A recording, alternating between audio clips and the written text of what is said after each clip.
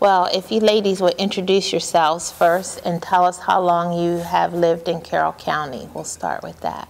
I'm Irene Brown. Irene Woodyard Brown. I lived in Carroll County all my life, 78 years. Okay. My name is Charlotte Brown, daughter of Irene Woodyard Brown, and I've lived here all of 58, off and on. Okay. And my name is Malia Joyce, daughter of Charlotte Brown, granddaughter of Irene Woodyard Brown, and I've lived in Carroll County for most of my life, probably all of but 3 or 4 years. Okay. Well, we'll start off with talking about what life was like for you when you were growing up as a child. What was a typical day like? And starting off in the morning, what kinds of chores you may have had to do and going off to school? Well, we got up every morning, and it was 7 of us in the house. 6 of us biological, and then a boy that my mother raised. And we got up, we got dressed, and downstairs, and Mother always had breakfast on the table ready for us. But before we came downstairs, our beds had to be made. And the dishes, when we finished eating, each one had to pick up their dish and put it in the sink. And then you washed them when you came home, or you're supposed to wash them when you came home from lunch, because we walked to school. We lived on Green Street, but we went to school at Church Street and Charles Street. And What was the name of that school? Robert Moten. Okay. That was the old Robert Moten. Moten. And we always came home for lunch. And then we went back to school. And on our way to school, we had a time schedule. Mm. You were to leave the house a certain time. You went down Green Street, up Church Street to the school. And on the way to school, there was little old ladies popped their heads out to the window or on the porch to speak to you every morning. And if you were not there, come by there at that regular time, whoever followed behind, they'd ask you, where were you? Mm. Are you sick? Or did you travel another route? Because we could also come through Bishop Street and come up, which was a no-no. You were supposed to go Green Street, Church Street to school. And why was Bishop Street a no-no? For number one, it was a junkyard back there. And Bishop Street at that time did not go all the way through. It went down as far as the Ames House, which was a farmhouse down there. And that was an area where we were not supposed to go. We had strict areas where we were to go and where we weren't to go. And if we sidetracked before we got home, our parents knew it. They got the word. They got the word. And then when we went to school, the school was cold. They had more than one class in a room. How many grades? We had at least 3 and 4 classes in one room. And Miss Shockley was the first, second, and third. And she was very strict. She was the best in the county. Because when they start integrating, they took her out of the black school and put her in the white school. Oh, which school was that? Do you remember that she went to? It's right up here on Green Street and Center Street. What was the name of It that? used to be West End. West End. Oh, Where okay. Westminster, Westminster Inn is. Okay. They put her up there, and they said she was the best in the county amongst black and white. That's great. And then we had Mr. Lee, who took up the 4th, 5th, and 6th. And he traveled all through Carroll County. There was no buses at first, and then the teachers all got together and threw money together to get buses so they could bus the kids in from different counties. And sometimes in the summertime it was fine, But in the wintertime, it was very cold. And a lot of times the kids were just getting into school long enough to get warmed and something to eat and right back on the bus. Because the bus would break down or the weather. The kids nowadays has it very easy. Because when the weather's bad, they call out school. Right. But when we were going to school, I don't care how bad the weather was, you went to school. If it wasn't but one person in there, you went to school. And then Mr. Harry Davis, he came from Union Bridge area. Mr. Les Waller went to Tonytown, brought the kids down from Tonytown. And I guess that was about all of them at that time. Oh, no, Sykesville was Mr., forget his name. I forget what his name was, but we had one from Sykesville too. That had a bus Yeah. that came up. Yeah. And some of the kids from Sykesville area had to walk 2 and 3 miles before they could catch a bus, although the white buses would pass them, and they would pass the white schools, but they were not allowed to get on there. And I don't care what kind of weather it was, we had to walk to school. And sometimes the weather was tall, the snow was up above our heads, and we would make tunnels to go through to go to school. Now, who was your favorite teacher? I didn't really have a favorite teacher because I thought they all were good. But what we had to deal with, I mean, we had torn books. You had to try to emphasize what the next word or page was. And the teachers did very well. Sometimes they would write out what they thought the next page was so that we could have something to read. And we never had enough books to send the kids home with. Okay, now, Charlotte, how does your schooling differ from hers, and what do you remember growing up in Carroll County as far as home life, a typical day, and then school? For the most part, there's no deviation. I mean, we were raised the way our parents were raised for the most part. Got up in the morning, did our chores, making the beds and clean the bathroom, whatever we had to do. Come downstairs, we'd have breakfast together. We would have to leave to walk to school. Walking to school was always fun unless it was cold, because we met up with our friends along the way and walked in as a group. Now, what school was that? I went to the Robert Moton that's now the new Robert Moton office and Same changed, street. incorporated. It's still on the same hill, Right. but that's the school that I went to. And we just went in. Miss Shockey was my first grade teacher. And out of the time that I was there, I would say Miss Shockey was my favorite teacher in elementary school, and beginning of middle school, Miss May Prince was my home economics teacher. She was my second favorite. Now, why were they your favorites? Miss May Prince was my favorite because she taught sewing and cooking and stuff that I learned at home, and I thought I could teach her just as well as she could teach me. And we bumped heads quite often in sewing class because she had the treadle machines, and my grandmother had the treadle machine, which is what I learned to sew on. And I would be sewing the seam and doing the stitch my speed that I do at home. And Miss Prince would say, you gotta take that out. I didn't tell you to go that fast, and you finished too soon. She made me rip it all out, of course. You know, being fun, I was having a little attitude. And Miss Shockley was my favorite because she was stern and very caring. And she allowed me to assist with other children.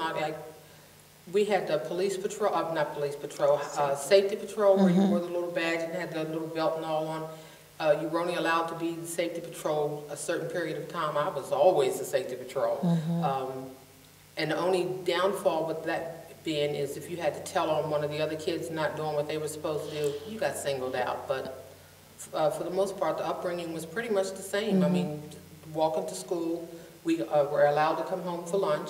I had a couple of girlfriends past the 3rd grade. When we would walk home for lunch, we would stop at somebody's house and pick up some peanuts, or stop at the little tavern called Fried Dick's. He had a little pool hall, and we'd get some candy, or when we stopped and got the peanuts, and somebody else would stop at their house and get the sugar, and somebody else would get the vinegar. And needless to say, when we got to my house, we made peanut brittle, had just enough time to let it set, break it up, and take it back to school and sell it. We were little entrepreneurs, and at the time didn't know it. But for the most part, but it was pretty much the same. Okay, Malia. I wanted to hear Yeah. Thinking about what they've just said and their experiences, how was your life similar or different as far as family life and then school life? What do you remember? Oh, wow. Well, let's see. School life, I'll start there and then Okay. maybe go back if I remember. It was very different because, of course, by then schools were desegregated, and, you know, in the mid-70s and then the 80s, on into the 80s. Excuse me. So I rode the bus. I remember the very first day of school, my mom walked me to the bus stop, and I don't know if I cried or if she cried. Probably We cried. both. Probably both. So yeah, that was. Now, what school did you go to? I went to William Winchester. I'd been in Head Start and daycare. Well, I'd been in daycare at St. Paul's Church here in Westminster, and also the Westminster Church of the Brethren. And then I was in Head Start, wherever that was. And then I went to William Winchester for kindergarten through 5th grade. And I always rode the bus to school. Nice, clean, big bus with Probably warm in the winter. pretty warm in the winter. School was warm in the winter. Heck, I remember when schools would close in the summertime because it was too hot. Back then they didn't have AC in the schools, in a lot of the schools. Right. So we would get snow days, but then we'd also, on the other end, at the other end of the school year, we'd get heat days. And so my grandmother's absolutely right. The kids, even my generation, we had it really easy compared to what it was like when she and my mom were going to school. It wasn't until middle school when I actually started walking, and that was actually just because I went to East Middle. And at the time we lived on Carrollview Avenue, I guess. Excuse me. So just proximity in the way Right. the city was, the jurisdiction was drawn up. I walked to school, and I remember, I mean, just weather related, I remember one time walking to school, and just as I got there, they decided to close schools, and so all the kids came running down the hill saying, okay, go back home. And I didn't believe them because I thought they were, you know, I always felt like I was the one singled out and teased and picked on, because on the bus, I was usually the only black student. Walking to school, for a lot of the time, I was the only black student. And so I thought they were picking on the only black student walking up the hill, and they were going to be like, oh, watch her go home. Right. The rest of us go to school. And so I didn't believe him, and I walked all the way to the school and, you know, found out that school was in fact closed. But I probably had to make my bed before leaving for school. Okay, yes, I did have to make my bed. We know where that before leaving came from. So I continued. I always had a nice breakfast, you know, before I left home. My mom would pack my lunch, and she would take little napkins and write a little love note on them to tuck in there. And so every day there was a different note from my mom with my lunch. So I didn't really like buying lunch too much because that meant I didn't get a note on my napkin. And then by the time I got to high school, and I went to Westminster High School, I was back on the bus. What years were those? 86 to 90. I graduated in 90, so I guess I started in 86. Okay. And I qualified for free and reduced lunch, and I was actually kind of embarrassed about it. So a lot of times in high school I didn't eat lunch because I didn't want people to see that I was getting a free lunch. And I guess by then I kind of probably thought that the notes were kind of corny, so my mom stopped doing it because I guess she picked up on the fact that I thought it. But really, I would have still liked it. So anytime she wants to write me a note now, I'd gladly accept it. Oh, yes. And yeah, so I wasn't one of those kids who ended up driving to school. Never had a car to drive to school. I really wasn't allowed to ride to school with anybody else that I did know who had a car. Most of my friends didn't, but there were definitely certain values, and there was a set of structure, discipline in place in our house, and I'm grateful for that. Good. Now, what kind of experiences did all of you face as far as prejudice in this county, both with maybe within the school or just in the neighborhood as far as shopping, movies, any of those venues? Well, I lived on predominantly a white street. There was only three black houses on Green Street in my area, and then one up across Washington Road, which we got to play with. But there was a shoe factory across the street from us, and we were not allowed out on the front unless our parents was out there or we were going to or from. And when we got to playing in the backyard, if we played ball or something and went over the fence, we were not allowed to go out there and get that ball.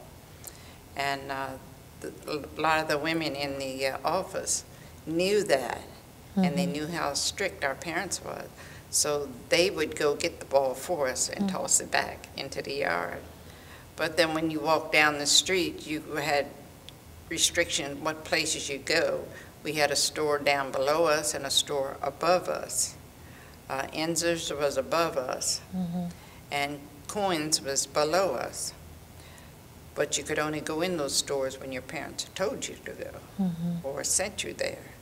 Except for when we came home for lunch, I always stopped there and got sharp cheese and ginger snaps for the girls in my class. And we would go down the woods where the playground was. You had to go down through the woods. Well, you didn't have to, but most of us took the shortcut through the woods. And we would sit up in there and eat ginger snaps and crackers and flirt with the boys. And then I used to go to work with my mother up on Liberty Street. And there was one house on Green Street that had a dog. And that woman was very nasty, because it seemed like every time we'd come down through there, she'd turn that dog out. And so I kicked the dog, and she got mad. She was going to call the police on me. I told her, go ahead. But then downtown, we were only allowed to go in the stores when my parents went, because they were very segregated, those stores. And then when the migrant people came in to work as drivers, it was worse yet. I went into Mathers, or Mathers, whatever we could call it, and the woman met me at the door. I only got 1 foot in, and the woman met me at the door, can I help you? Of course, I got a little upset, and I told her what I thought, and I wasn't very quiet about it. And they had a landing up over top where the owner sat. And of course, he came down, wanted to know what was going on. And I told him, I says, how in the heck, that ain't what I said. I said, how in the heck can you help somebody if they don't see what's in your store? Right. I said, this lady, I didn't call her a young lady, I said, this lady met me, I said, I only got 1 foot in this door, and I said, the door wasn't even closed, and she wanted to know, can I help you? I said, I haven't seen anything, so how can she help me with it? So he told her to step back and let me in, and I told him no, not in a very nice way. I says, I don't want a thing at your store now or ever. He said, well, miss, I said, well, nothing. I said, if this is the way you want to treat us, I says, I don't have anything to do with you. And that was the only store downtown that most people had problems with, because J.C. Penney's and the other stores you wouldn't have any problems with at all. And Woolworth, was that there then too? Woolworth, yeah. J.C. Penney's. Okay. And all the jewelry stores, I forget what the one jewelry store way uptown was the best one. Davis was okay if you caught him in there. But if it was just the girls in there, they were a little hinky. But other than that, we didn't have any trouble. It sounds like your parents were very protective They were. of They the were. younger people. They were. Our parents was, I don't know about the other people's parents, but we had certain places we had to go on certain days. My father worked at King's Dairy. What was his name? John Woodyard. He worked at King's Dairy, and once a week we had to walk all the way from Green Street almost up to Union Street go to the dairy to get milk. And we get the milk, but you could not stop nowheres. There was a store at the bottom of the hill. You could not stop at that store. If you did, the guy would tell him, no, we cannot serve you. You're supposed to be on en route to such place. All right, then there was Myers' store, where the Hickory store is now, I think it is, where they slaughtered beef and stuff like that. And we used to like to see them take them up and kill the beef. Well, we didn't see them kill it, but we'd see them when they were taking them up. And those guys would tell, that meant go ahead, you're not supposed to stop. It's only one day a week you could stop. We were timed from the time we left our house to the time we got to King's. When we got up to King's, we always got either fresh milk or ice cream. Then we got milk and came on back home. Okay, Charlotte? Parents being protective as they were, my mother's generation, they were very protective as to where we went, who we spent time with. We weren't allowed to spend time with any of our friends that they didn't know about. But being African American in Carroll County, they knew everybody. So, I mean, we were allowed to have our friends come to our house and play, but rarely did we have the opportunity to go to their house and play. I had a best girlfriend. She's still my best girlfriend. She's in California. We used to walk back and forth up and down Charles Street. She'd come to my house and we'd stay on the front porch and we'd be playing jacks or tiddlywinks or pick up sticks, whatever was going on at the time. And when it was time, when her mother wanted her to come home, she'd look at her watch and she'd say, I gotta go. And my mother said, all right, you can walk her home. Okay, I would walk Sheila home. I'd get Sheila home. Sheila's mother says, all right, Sheila, you walk Charlotte home. And I know we must have walked up and down Charles Street for like, it seemed like days.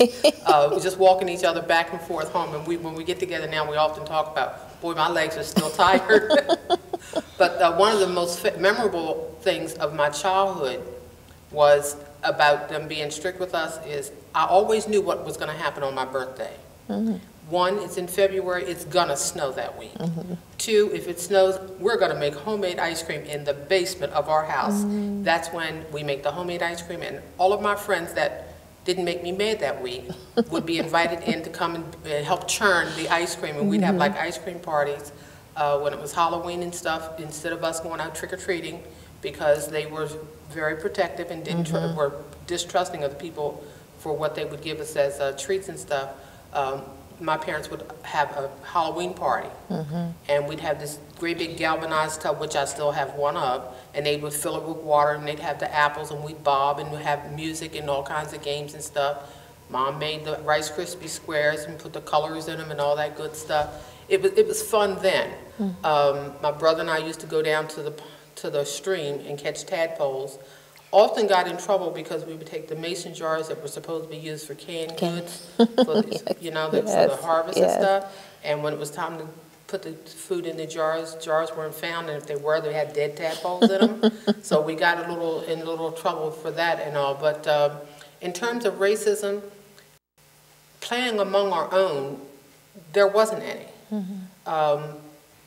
When I would visit with my grandparents who lived on Green Street, there was a family, Roberts I think it was, that lived in the corner house where Rick Jones's house is now, business. And the young man that lived there, his name was Howdy, and he had a German Shepherd. I mean, he didn't have a German Shepherd, he had a collie. We called the collie Lassie. I don't remember what the dog's right name was. But he was one of the only Caucasian children that we were allowed to play with in the neighborhood that I can recall.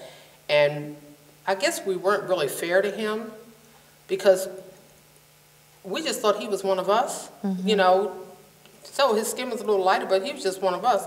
So he was expected to know how to play soldiers in the mud and to know how to make mud pies and sit with the ladies, the young girls, when they make their mud pies. We were pretending that we were eating them, and he would be throwing them. And I'm like, no, you don't do it that way. That's your hamburger or whatever. So we grew up shooting marbles and playing, you know. My brother used to go to New York to visit during the summer with my aunt and them, and he came back with this wonderful game called Scully, which was another game that we got in trouble for because we couldn't keep our hands off of the mason jar lids to shoot. But we made up our own games, you know, for what we couldn't afford to buy. My brother made my first pair of roller skates out of a 2x4 and wheels that he found from someplace or another. And we used to roller skate up and down the alley where my mother currently lives.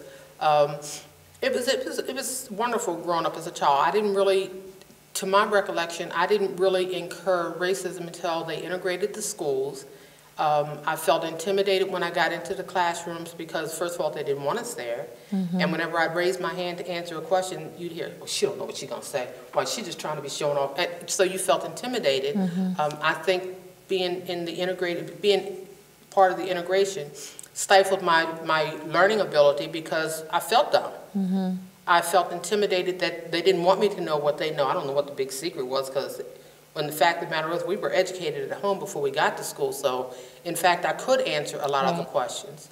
I felt intimidated by the young men because history says we're supposed to be their slaves in all matters. So a bid wench I was never going to be. Their mistress I was never going to be. And being in the school setting with your classmates or the higher kids in the higher grades, you don't expect to have to endure that. Right. To set the record straight, no, they never got their way with me. I was defined then, and I'm not exactly the most pleasant, undefined person now, when right is right and when wrong is wrong. But also I had to endure a couple of the male teachers who would try to make sexual advances at you. And back then you're threatened, you're told don't go home and tell it and stuff, you know. So and if your parents fear retaliation, why would you put your parents in that position? You pretty much like deal with it yourself. That was the school setting. What school was that? I went to Westminster Junior High, which is now West Middle, over across from the Catholic Church. Yes. And then I graduated from Westminster High School, which is now East Middle. Okay. Okay. What I found to be more disturbing to me was the Westminster City Police Department, which I can give them kudos now, much, much different, much improved. But back in the time of my schooling, I'm not real sure I know of the name of some of the young women, but not all of them, that were having relationships with some of the police officers. So I guess they thought one is all. So whenever we would be walking down the street, and of course, again, we were not allowed to walk by ourselves, but when we would be walking down the street, the policemen would pull up beside you and make little sexual comments or ask you to come over to the car and, you know, try to get with you and stuff like that. And I'm like, have my little pencil and paper. I'll turn you in. And that deterred some of them, but the others, I mean, it's like, you turn us in, but we're from the police department. Who are they going to believe is what was often said to us. But then once I got into high school, I don't know where my guts came from, but I was a lot more bodacious about sending them on their merry way. Okay. Probably from her. Yeah. That's Right. It all comes through. Because I used to be the type of child, I would, if I thought you were talking about me, I would stand back and cry. Esther, they thought I was going to end up with an ulcer. I was the biggest crybaby. But then all of a sudden the guts moved in. I don't know where they came from, but they haven't left. Okay. Malia? I never want to finish listening to them. Wow, so what was the question again? What type of prejudice did you face coming up through school or in the community, stores, store owners? It was, of course, again, it was just a very different time for me, and particularly when we lived on Carroll View Avenue, that literally it was like the United Nations. I mean, we had a deaf Nigerian family two actually deaf Nigerian families to the left of us, a couple of families from Puerto Rico, a little further up the hill, a family from Iran, Korean family across the street. I mean, there was just a little bit of everybody in this neighborhood, and so in that community, I felt very supported and very much like I belonged, and because my mom was always exchanging recipes with somebody, or working on some kind of food something or child something with somebody. So as long as there was food and child rearing to connect people, then we all, just got along in the neighborhood. In terms of school, again, I was most often the only black student in most of my classes. I think in elementary school there was one other student. He was biracial, well, he still is, but we were the only two in my elementary school. Excuse me, and we were never in the same classes. I don't know if that was by design or what, because we had last names that both started with J-O. But then in middle school, oh my goodness, I thought I had like arrived, because all of a sudden there were like Puerto Rican students, and there were, like 2 or 3 other black students, and I'm like, wow. But it was just very different for me too, because I wasn't used to being around that many black people, like black American people. In Carrollview, we were right around the corner from Charles Street, Center Street, and Bishop's Garth actually had been built by then, but my mom was also very protective, something else that passed on down. So we lived at the bottom end of Carrollview Avenue, just before the fence, Mr. Jenkins' yard, and I could go from the corner to the first light post. That was it, because that's as far as my mom could see. And so if anybody wanted to play with me, they again had to come to our house to play with me. So even friends of mine who lived up at the top of the hill, Shonda and Carrie, if they wanted to play with me, they knew they were coming down. If Erica and Nikki across the street wanted to come, they'd come over. And so I always had to share my toys, but I never got a chance to go and to make other people share their toys. But yeah, so then once in school, there were comments. There were always comments. I remember one time on the bus, somebody telling me that I was dirty, and why didn't I wipe the dirt off? And I was and probably still am in a lot of ways the crybaby. Like my mom talked about, I never really got that steel spine, I guess, for whatever reason. So I never had a quick, clever comeback, so I would just kind of retreat in and feel really hurt about it, but then you just kind of keep going through every day. And then in middle school, I guess it was, one of the young ladies that I walked to school with, who I considered a friend, I knew her grandparents were very racist, but I guess I kind of saw it as a personal coup that, she and I were friends, and that was kind of in your face to her grandparents. Right. But, well, the apple didn't fall too far from the tree, because once somebody else joined our little walking pair, and we became a walking trio, well, the other student was also white, and the two of them actually buddied up, and then they started taunting me. And one day, they kicked me in my tailbone. Well, the one kicked me in my tailbone and called me the N-word, which was extremely hurtful. So I went to the person who was bodacious, was and is bodacious, and we went right around the corner to her house, and my mom talked to her parents, and after that we really weren't, we weren't friends anymore. So it was a very different time for me. Also, I remember when Westminster used to have the bike race every summer. It was so common to walk down the street and the Klan would be standing there right in full robe and with their faces showing, so it's not even like they were trying to hide who they were. Because their face, some had the hoods down and some had their faces showing and just wearing their robes. And when I was in high school, there was a social studies teacher, Mr. Lures, who had started something called the Black Panel. And every year for Black History Month, he'd have black students come into his class and sit across the front of the class, and anybody who had questions, they could either write questions ahead of time or come up with questions on the spot, or if there was anything that we wanted to share as the panel, we could share that. And I remember at first I was like, wow, that's just so radical. You know, that's such an awesome thing. And I want to be a part of that. And so I did. And then I ended up helping him, you know, kind of organize it and get people every year. And I guess that was sort of the start of my, you know, activism or something. Because it was a chance to finally say, look, this is why school's not the same way for us as it is for the rest of you, you know, 98% white students.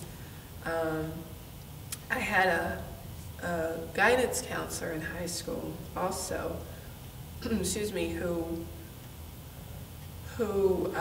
when she looked at my schedule and noticed that I was taking a lot of accelerated academic classes to prepare me for college, and, you know, I heard all the other kids, mostly white, talking about their college plans, and so I thought, well, I have to have those too, because, you know, I need to belong, and that's what they're doing, so I'm going to do the same thing.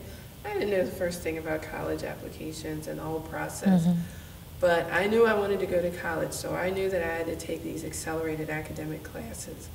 And I did, but I guess it was my junior year, this guidance counselor said, you know, you're academically overloading yourself.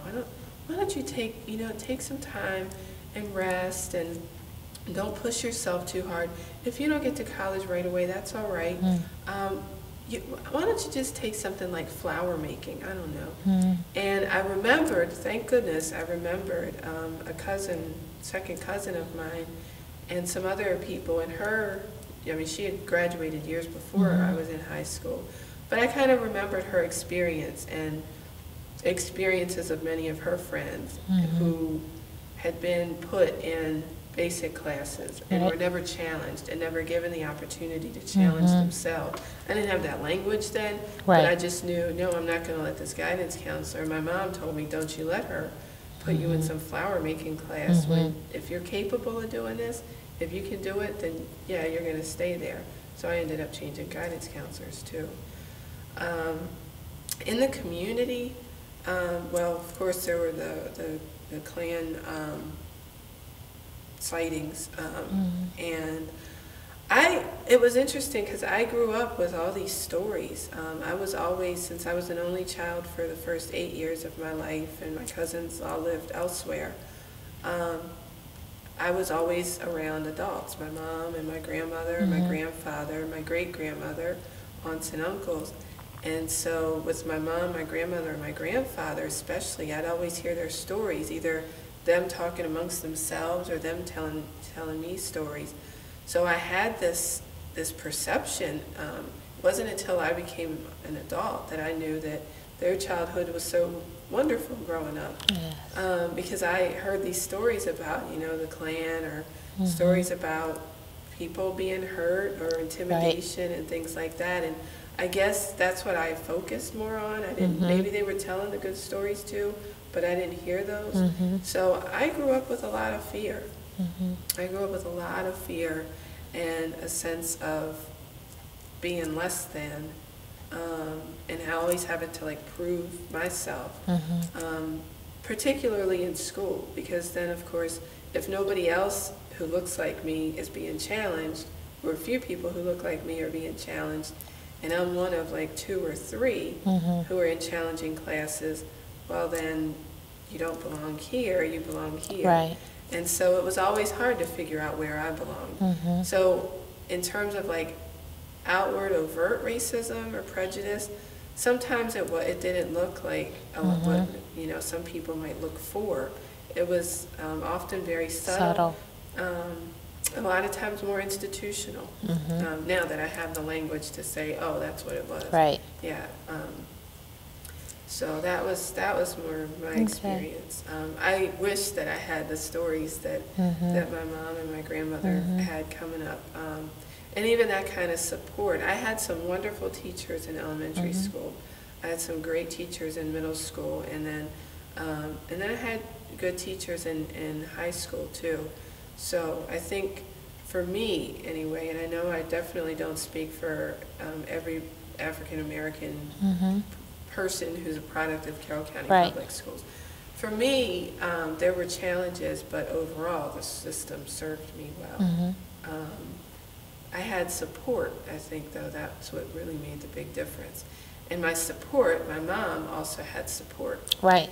Yeah. It's and passing down. yeah, you can she see. had support. She even had community support, people in the community who knew the system, maybe areas where she didn't know, and so they would say, "Oh, wait a minute, you know," or "Hey, how about you try this?" or "How about you get connected with, you know, these people?" So she always had that network of people who were there to help her, help us, my brother and I, be good students. Okay. Did you have any experiences with the Klan, speaking of the Klan? No, you were because we growing up? knew what areas to go into and what areas to stay out of. I mean, we didn't have that much freedom. Okay. And did you have any experiences? I had no experience with the Klan, no. I mean, well, let me take that back. It wasn't a personal experience of mine. I remember some time ago, we were over at Christmas Tree Park at a family reunion. And as always, you have a schedule of what you want to take place at what time. And I was the coordinator, so I got the grills going and the food ready and waiting on the other food. And I'm like, why aren't people showing up? The thing's going to be over soon and nobody's showing up. Now, when was that? Oh, this was, Gosh, Jay was still in school, so it was mid-90s. I'd say late 80s, mid 90s. I was out of school, I think. You So, were out yeah, of, I think I was out of school. sorry. At that point in time, we didn't have cell phones, or Right. we had pagers and stuff, but if you have a pager, you don't have a phone, pay phone to drop a corner in, you can't connect with who's calling you. But finally, my girlfriend from Baltimore, who was responsible for bringing this massive, wonderful dish of homemade baked beans, she finally shows up, and she was Caucasian, but she was whiter than a ghost.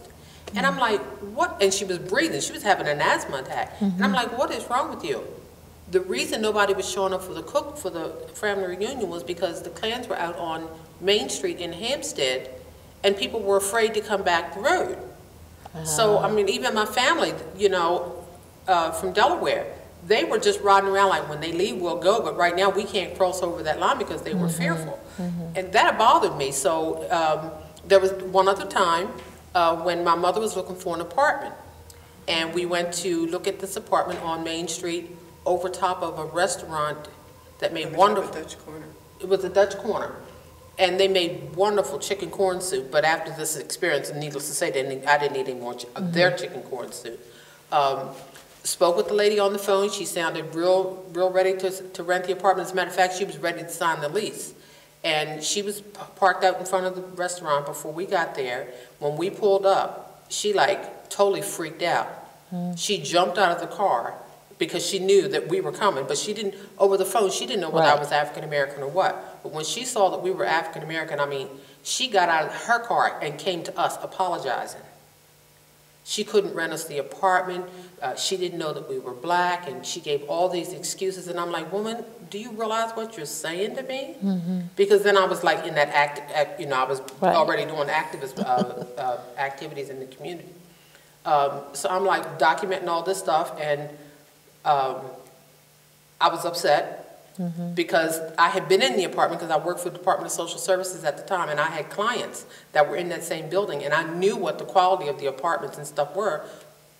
I'm not going to, you know, have my mother come in here and you know, be humiliated and stuff like that. So it bothered me so. I went back home, and this gentleman in the community, Bernard Jones, got a phone call from me.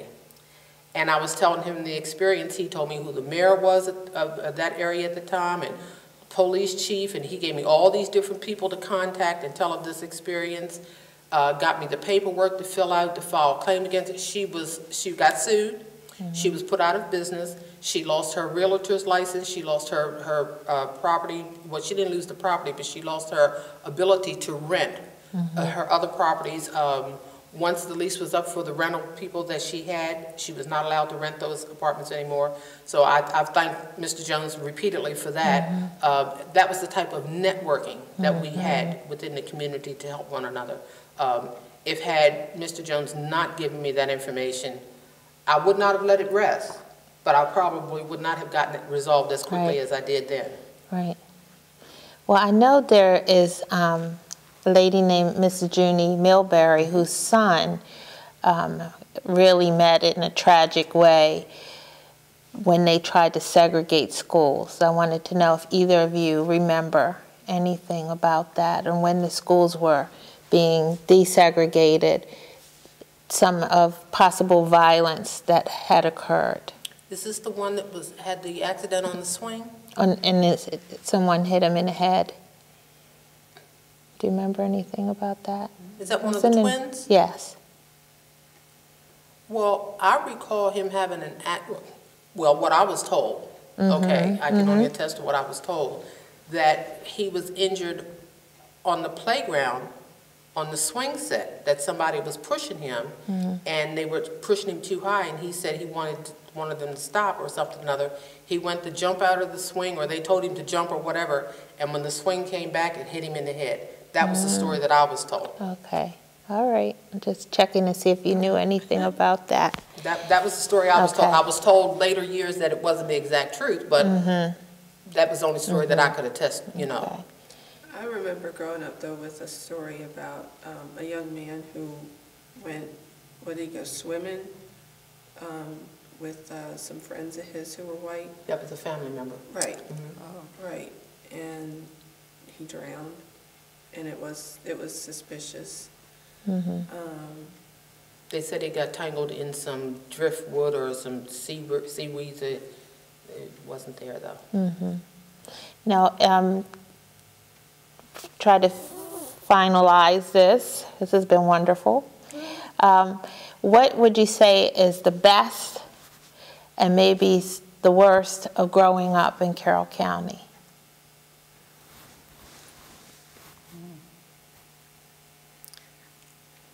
That could be anybody. The best for me was childhood and church. The worst was the intimidation in school, because I now feel that if I had not been as intimidated as I was then, I would have been a better student, making me a better parent for my children. But since I was intimidated and didn't get what should have been offered me or what I should have obtained while I was in school, that made me stronger to make sure my children got what I missed. And I think the Carroll County Public School System did well by them both, with my staying on the school system. Yeah, it took a lot of work. Yeah. On her Yeah, part, it took a lot of work. I Yeah. mean, we were doing our job as students. Well, my brother had a little rough start at first. But we were doing our part as students, but it really did, you know, I'd say the three of us actually got through school together. And so, Grandmommy, are you ready? Because I can wait. I still got to think. Go ahead. She's thinking. I still got to think. I'd say my childhood was good. I didn't have any problems. We played within ourselves. I mean, we had a white family down below us who didn't know that they were white, because they ate at our house more than they ate at their own house. But other than that, my childhood was good. What was your worst experience? The worst experience, I really can't say that I had a bad experience, Okay. because we were sheltered, so. Right.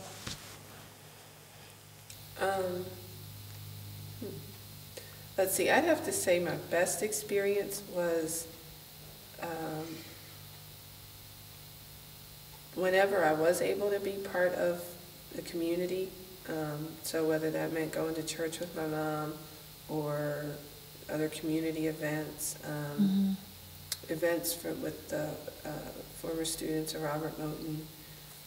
Goodness, I think when I was born is when they were formed. And so from really little, I'd always be there at the meetings. And so I guess I was the second generation of the Robert Moton babies. So I grew up, you know, for a good bit with you know, Mr. Dixon and Miss Lee Wright and Miss Catherine and everybody. So those were, I'd say, the best experiences. And then, you know, yeah, there were fun things about school and being active in school plays and the marching band and things like that. I'd say the worst is maybe once I was able to start really thinking back on what it might have been like for other people, just trying to like figure all that out in my head, and knowing that there was a lack of freedom, and then like that probably influences how, you know, how that generation raise their children, and that sense of protection is definitely still there. And so maybe there were times when it, you know, in my generation it could have been less so. I don't know. But I think probably my worst experience would have been the things that I talked about, the fear and the intimidation, feeling less than. And I did forget to ask about the role that the church played in the black community as you were growing up. Well, I live right beside the church. What was the name of that church? Baptist Church. Union Memorial Baptist. Union Memorial Baptist Church was right next door to me. So when they didn't always have a preacher. So when they had a preacher there who always came from Baltimore, well, we went there. In other words, we walked from Green Street, clear up to Union Street, to the United Methodist Church. And we were not allowed to stop anywhere, which we did a couple of times. And went down the railroad track with the Dorsey kids. And of course, they went in and got candy and stuff and sodas, and we went down the railroad track. But before we got home, it was known we didn't do it again. Right. And how important was the church in the black community when you were growing up? I think it was wonderful. We didn't have, it was a small church, and the preacher knew everybody, and you knew everybody. And one person looked out after the other. We had Sunday school, and we had chorus, a choir, and all that. And we had books we could read out of. It wasn't tore pages and stuff like that. And then we walked the Union Street, and we had a road to go and to come back. And of course, there was a little store on the corner called Horns' store. And everybody went to Horns' store on the way to and from church. But they would not sell you anything until you had gone to church. And if you go there before you went to church, they wanted to know how much money you had. And so if you didn't put that money into church, then you weren't going to get no candy or anything when you come out of church. Okay. But all together, the churches I thought was good. Charlotte? Well, when I was younger, it wasn't a thing of church is important. It was part of your life. I mean, it was just a given. On Sunday, you go into church. And it might be right after breakfast and right after dinner before you saw home again. But you were still, you knew where you were going to be.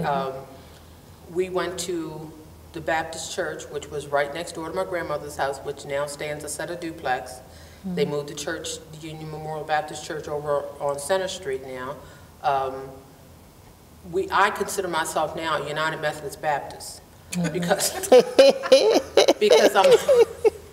I'm a member of the Union Street United Methodist Church, but with a Baptist background. Because we would have, I would go to the Baptist church, Sunday school and service, and if they didn't have an all-day service, then I would leave the Baptist church and walk to Union Street and take part of their Sunday school and their vacation Bible school, or whatever was going on there. I was at one time on the choir for the Union Memorial Baptist Church, as well as singing on the choir at Union Street United Methodist Church.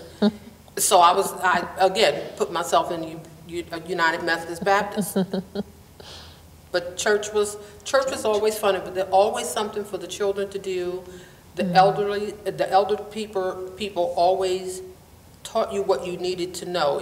When they say it takes a village to raise a kid, our community was so tight, everybody knew everybody's kid, and there's no wait till you get home to get a whooping, because if they see you doing it and it deserves a whooping, you're going to get a whooping now. By the time you get home, mom and dad know what you did, and you're getting that second whooping. Right. And if you don't get the whooping by the person who saw you do it, it was worse when you got home, because you had to wait longer. And they figure, well, you missed the one this morning, so you're going to get this one plus the one that you're due now. But church was just part of the life. It wasn't that it was made, you weren't made to feel that it was important, you were made to feel it's part of your life. Malia? I went to church, and let's see, we we were a little bit of everything, I think, for a while. So, and later in adulthood, my mom decided that she wanted to explore a little bit. That's the reason I'm probably wearing this Okay. T-shirt, because I can coexist with all religions and all faith perspectives because my mom thankfully exposed me to lots of different belief systems. So she was exploring Baha'i faith, and she was exploring Buddhism, and who knows what she explored before that I didn't know about. And but interestingly enough, it all went back to the church. Even when she wasn't going to church herself, for whatever reasons, she made sure to send my brother and I to church.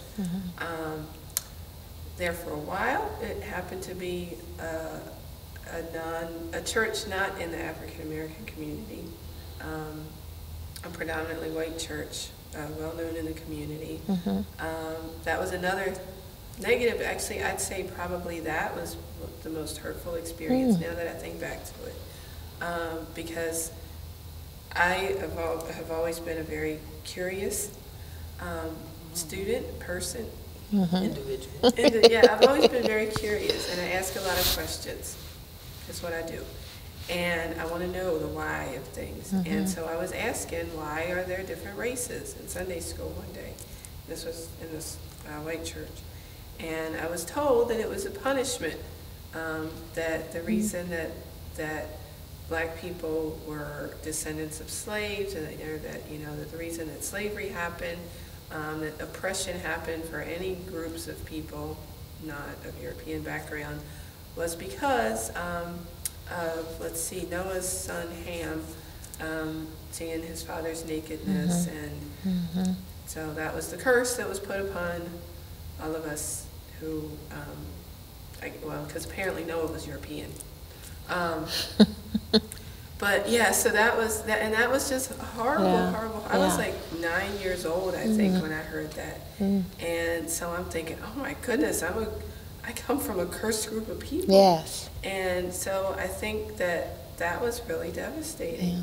I'd say if there's one thing that really doesn't get acknowledged, it's the effects on mental health that prejudice, racism, all of that have. And they're ripples. They just ripple Right. from generations to generations to generations. I think that's what I was trying to mention before, but I didn't think of the words. But yeah, so church was not always a good experience for me.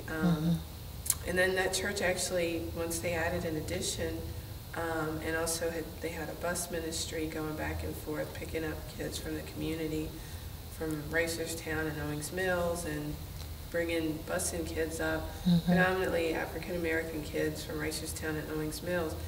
We'd have church, and we were always separate. The bus ministry kids were always separate from the rest of the kids. And then it turned out that you could see, it was just so visible. The bus ministry kids happened to be predominantly black and Latino, and then the other kids who either went to the church or whose parents went to the church, they all went to the regular Sunday school classes.